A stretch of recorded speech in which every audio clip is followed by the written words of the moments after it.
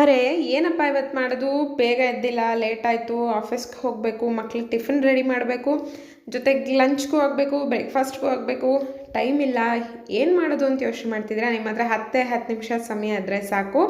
ನೀವು the best ಒಂದು ರೆಸಿಪಿಯನ್ನು ನಾನು ಇವತ್ತು ಹೇಳ್ಕೊಡ್ತಾ ಇದ್ದೀನಿ. ಗೀ ರೈಸ್ ಮತ್ತು ಕುರ್ಮಾ 10 ನಿಮಿಷದಲ್ಲಿ ಮಾಡ್ಬೋದು. ಬೇಕಾದರೆ ಚಾಲೆಂಜ್ ಮಾಡಿಕೊಂಡು ಟೈಮರ್ ಹಾಕ್ಕೊಂಡು ಬೇಕಾದ್ರೆ ಅಡುಗೆ ಮಾಡಿ ನೋಡಿ.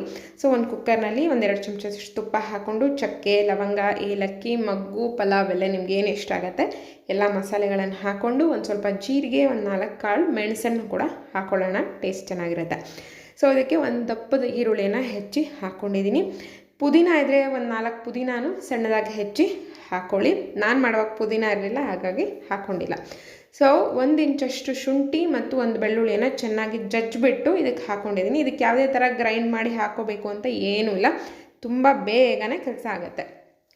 ಇವಾಗ ಇದಕ್ಕೆ ಸ್ವಲ್ಪ ಹಸಿ ವಾಸನೆ ಹೋದ್ಮೇಲೆ ಕರಿಬೇವು ಹಾಕ್ಕೊಂಡಿದ್ದೀನಿ. ಇದಕ್ಕೆ ಖಾರಕ್ಕೆ ಅನುಗುಣವಾಗಿ ನಾನಿಲ್ಲಿ 1 ಹಸಿ ಮೆಣಸಿನ್ಕಾಯಿ ಜೊತೆಗೆ 4 ಒಣಮೆಣಸಿನ್ಕಾಯಿ ಹಾಕ್ಕೊಂಡಿದ್ದೀನಿ.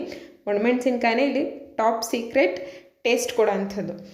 ಸೊ ನಿಮ್ಗೆ ಇಷ್ಟ ಆದರೆ ಇನ್ನೊಂದು ಹಸಿಮೆಣಸಿನ್ಕಾಯಿ ಕೂಡ ಹಾಕೋಬಹುದು ಜೊತೆಯಲ್ಲಿ.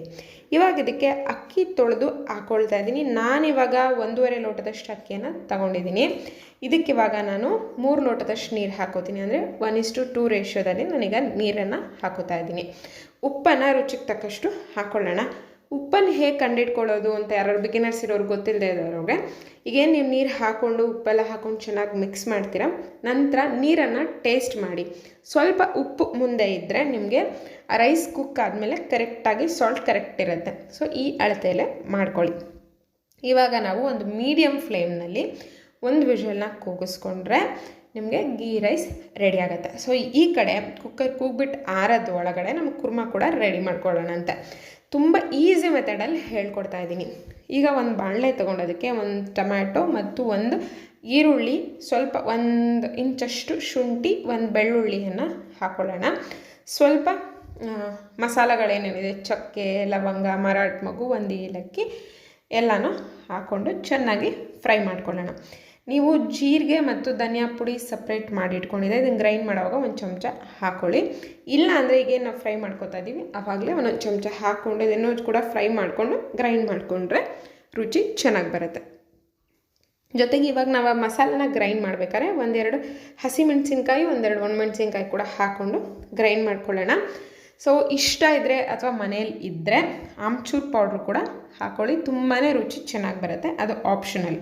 ಸೊ ಇವಾಗ ಅದೇ ಬಾಣಲೆಗೆ 1 ಚಮಚದಷ್ಟು ಎಣ್ಣೆ ಹಾಕ್ಕೊಂಡು ಸ್ವಲ್ಪ ಸಾಸಿವೆನ ಹಾಕ್ಕೊಂಡು ಕ್ಯಾಪ್ಸಿಕಮ್ ಹಾಕೋತಾ ಇದ್ದೀನಿ. ನಾನಿಲ್ಲಿ ಈರುಳ್ಳಿಯನ್ನು ಹಾಕೋತಾ ಇಲ್ಲ, ನಿಮ್ಗೆ ಇಷ್ಟ ಇದ್ದರೆ ಈರುಳ್ಳಿಯನ್ನು ಕೂಡ ಹಾಕ್ಕೊಳ್ಳಿ. ಸೊ ನನ್ನ ಮಗಳಿಗೆ ಇಷ್ಟ ಇಲ್ಲ ಅಂತ ನಾನು ಸ್ಕಿಪ್ ಮಾಡಿದ್ದೀನಿ. ಸೊ ನಿಮ್ಗೆ ಇಷ್ಟ ಬಂದಂತಹ ಎಲ್ಲ ತರಕಾರಿಗಳನ್ನು ಸಣ್ಣದಾಗಿ ಹೆಚ್ಕೊಂಡು ಸ್ವಲ್ಪ ಉಪ್ಪು ಹಾಕಿ ಒಗ್ಗರಣೆಯಲ್ಲಿ 2 ನಿಮಿಷ ಬಾಡಿಸ್ಕೊಳ್ಳಿ. ಆಗ ಬೇಗ ಕುಕ್ ಆಗುತ್ತೆ, ಯಾವುದೇ ತರಕಾರಿಗಳಾದರೂ ಅಷ್ಟೇ. ಸೊ ನಂತರ 1 ಲೋಟದಷ್ಟು ನೀರು ಹಾಕಿ 5 ನಿಮಿಷ ಬೇಯಿಸ್ಕೊಂಡ್ರೆ ನಿಮಗೆ ತರಕಾರಿಗಳು ಕೂಡ ಬೇಗ ಬೆಂದ್ಬಿಡುತ್ತೆ. ಆ ನಂತರ ನೀವೇನು ರುಬ್ಬಿಟ್ಕೊಂಡಿದ್ದೀರಾ ಮಸಾಲೆಯನ್ನು ಅದನ್ನು ಕೂಡ ಹಾಕಿ 1/2 ಚಮಚದಷ್ಟು ಸಕ್ಕರೆ ಹಾಕ್ಕೊಂಡು ರುಚಿಗೆ ತಕ್ಕಷ್ಟು ಉಪ್ಪನ್ನು ಹಾಕ್ಕೊಳ್ಳಿ. ಈಗ ಆಲ್ರೆಡಿ ನಾನು ಮುಂಚೆನೇ ಹೇಳಿದ್ದೆ ಅಲ್ಲ, ಜೀರಾ ಪೌಡರ್, ಧನಿಯಾ ಪೌಡರ್, ಆಮ್ಚೂರ್ ಪೌಡರ್ ಎಲ್ಲನೂ ಈ ಸಮಯದಲ್ಲಿ ಕೂಡ ಹಾಕೋಬಹುದು, ಅಥವಾ ನೀವು ಗ್ರೈಂಡ್ ಮಾಡ್ತಿರಲ್ಲ ಟೊಮ್ಯಾಟೊ, ಈರುಳ್ಳಿ ಎಲ್ಲ ಕೂಡ ಹಾಕ್ಕೊಂಡು ಮಿಕ್ಸ್ ಮಾಡಿ ನೋಡ್ಕೊಳ್ಳಿ. ಸೊ ಸ್ವಲ್ಪ ನೀರು ಬೇಕು ಅನ್ನಿಸ್ದಾಗ ಮೇಲೆ ಒಂದು ಸ್ವಲ್ಪ ನೀರನ್ನು ಹಾಕ್ಕೊಳ್ಳಿ, ಯಾಕೆಂದರೆ ಆ ಹಸಿ ಸ್ಮೆಲ್ಲೆಲ್ಲ ಹೋಗಬೇಕು, ಜೊತೆಗೆ ಆ ಮಸಾಲೆ ಎಲ್ಲ ತರಕಾರಿಗೆ ಹಿಡಿಬೇಕಲ್ವ, ಹಾಗಾಗಿ ಇನ್ನೊಂದು 1/2 ಲೋಟದಷ್ಟು ನೀರನ್ನು ಹಾಕ್ಕೊಂಡು ರುಚಿಗೆ ತಕ್ಕಷ್ಟು ಉಪ್ಪನ್ನು ಹಾಕ್ಕೊಂಡು ಚೆನ್ನಾಗಿ ಹಸಿ ಸ್ಮೆಲ್ ಹೋಗೋ ತನಕ ಚೆನ್ನಾಗಿ ಕುದಿಸಿ ನಂತರ ಮೇಲೆ ಅದು ಎಣ್ಣೆ ಬಿಡೋಕ್ಕೆ ಶುರುವಾಗುತ್ತೆ, ಆಗ ನಮಗೆ ಕುರ್ಮಾ ರೆಡಿಯಾಗಿರುತ್ತೆ. ಅಷ್ಟರಲ್ಲಿ ಕುಕ್ಕರ್ ಕೂಡ ಆರಿರುತ್ತೆ. ಸೊ ನಿಮಗೆ ದಿ ಬೆಸ್ಟ್ ಒಂದು ರೆಸಿಪಿಯನ್ನು ತುಂಬ ಬೇಗ ಮಾಡೋದು ಹೇಗೆ ಅಂತ ಹೇಳ್ಕೊಟ್ಟಿದ್ದೀನಿ. ಮನೆಯಲ್ಲಿ ಟ್ರೈ ಮಾಡಿ ಹೇಗೆ ಬಂತು ಅಂತ ಕಮೆಂಟ್ನಲ್ಲಿ ತಿಳಿಸಿ, ಜೊತೆಗೆ ವಿಡಿಯೋನ ಶೇರ್ ಮಾಡಿ, ಲೈಕ್ ಮಾಡಿ, ನಮ್ಮ ಚಾನಲ್ನ ಸಬ್ಸ್ಕ್ರೈಬ್ ಮಾಡಿ ನಮಗೆ ಸಪೋರ್ಟ್ ಮಾಡಿ ಅಂತ ನಾನು ಕೇಳ್ಕೊಳ್ತೀನಿ. Thank you so much.